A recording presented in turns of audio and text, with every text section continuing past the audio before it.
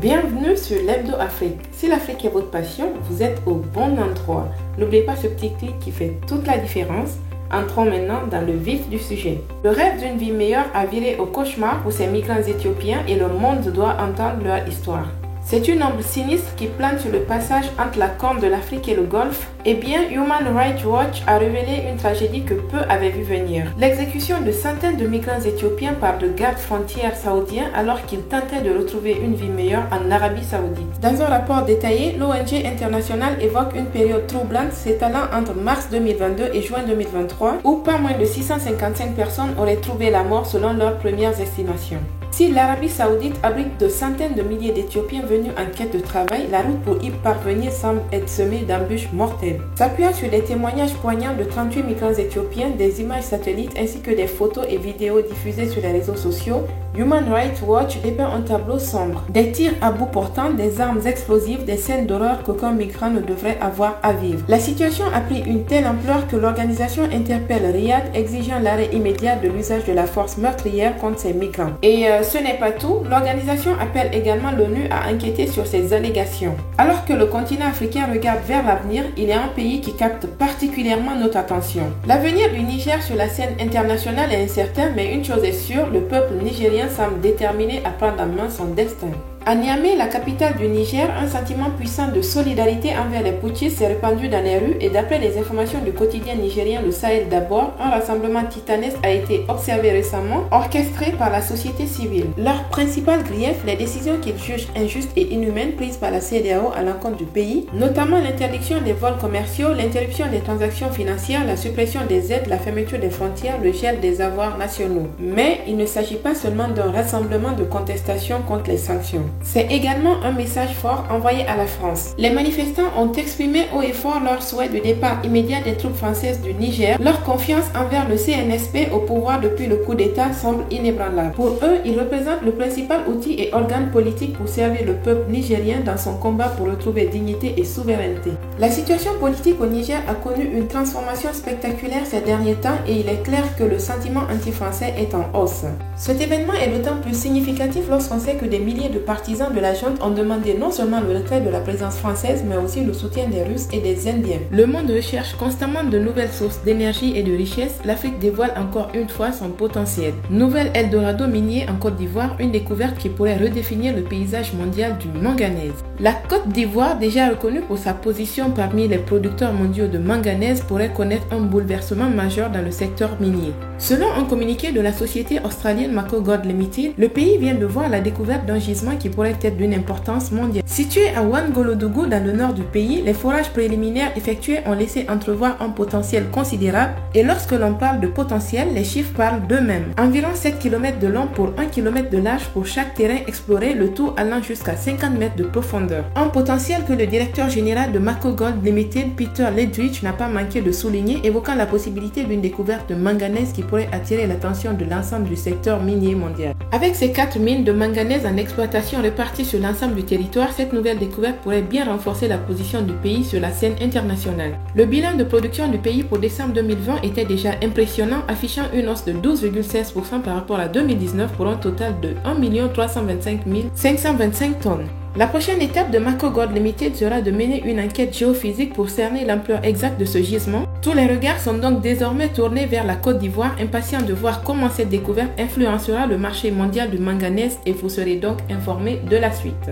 Alors que la musique, la danse et la littérature ont longtemps été les ambassadeurs de la culture africaine, une nouvelle forme d'expression se fait remarquer. Le street art prend de l'ampleur à Cotonou, une toile gigantesque à ciel ouvert dévoilée. Cotonou, la ville dynamique du Bénin, continue d'émerveiller. Après le remaniement artistique du mur des cheminots, c'est maintenant le mur du port qui se transforme en un chef-d'œuvre de street art de 4 km linéaires promettant de devenir la fresque murale la plus longue du monde. Grâce à l'initiative d'un fervent amateur d'art urbain, une armada de talents mondiaux incluant le renommé artiste brésilien Eduardo Cobra s'est mise au travail. Le boulevard Marina, l'un des boulevards les plus emblématiques de la ville, est désormais une mosaïque de couleurs, de représentations et de symboles célébrant l'Afrique, le Bénin et leur richesse culturelle. Au milieu de ces fresques, les œuvres dépeignant la culture béninoise sont particulièrement captivantes. Elles racontent l'histoire, les traditions, les divinités et la joie de vivre du pays.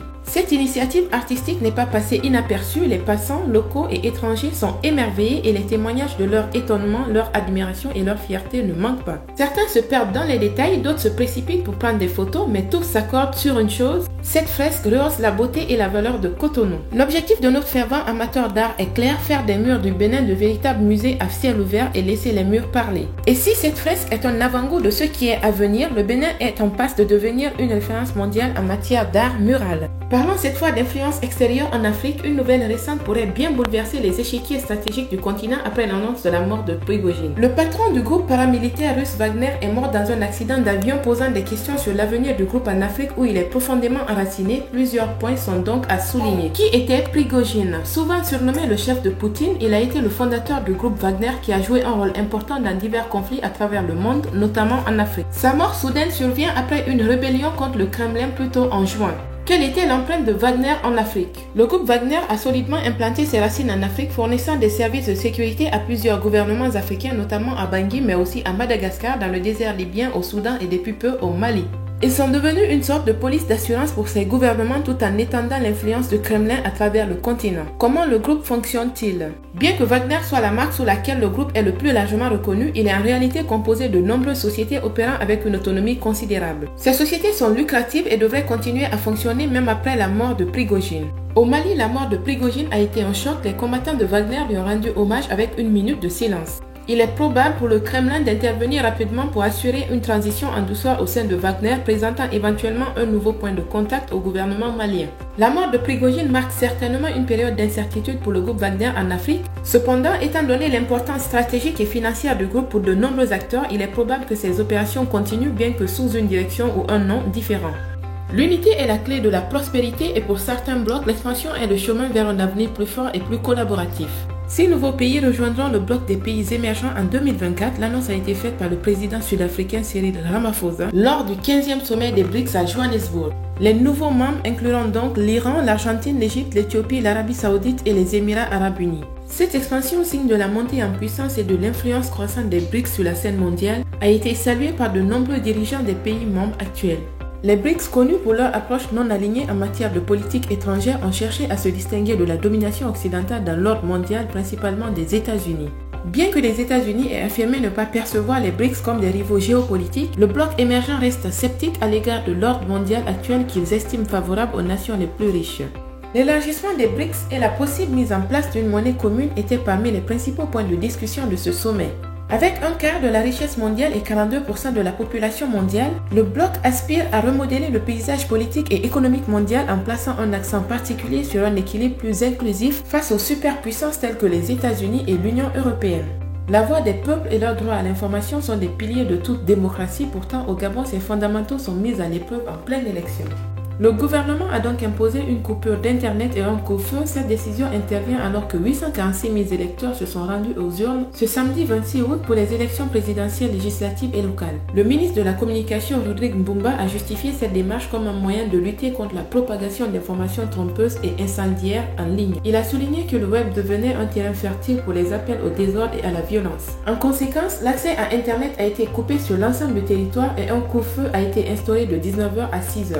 L'opposition n'a pas tardé à condamner ces mesures. François Ondo-Edou a qualifié ces décisions de mesures qui foulent aux pieds les principes démocratiques et d'être d'un autre âge. La journée électorale a été marquée par de nombreux retards et des problèmes logistiques. Plusieurs bureaux de vote à travers le pays, notamment à Libreville, ont connu des retards importants en raison de l'absence de matériel électoral et d'agents électoraux, causant de longues attentes pour les électeurs. Albert Ondo-Ossa, le candidat d'alternance 2023, a accusé le président actuel Ali Bongo Ondimba de fraude tout en se proclamant gagnant des élections. Sur le réseau X Twitter, la réponse ne s'est pas fait attendre. Freddy Koula, porte-parole du chef de l'État, a accusé l'opposition de perdre son calme, dénonçant des tentatives de s'aimer le trouble et de tenir des propos gravissimes et antidémocratiques.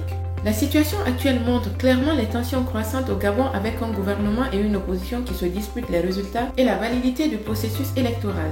Voilà qui clôture notre tour d'horizon de l'Afrique cette semaine. Merci de nous avoir accordé votre temps et votre attention. Portez-vous bien et à la semaine prochaine.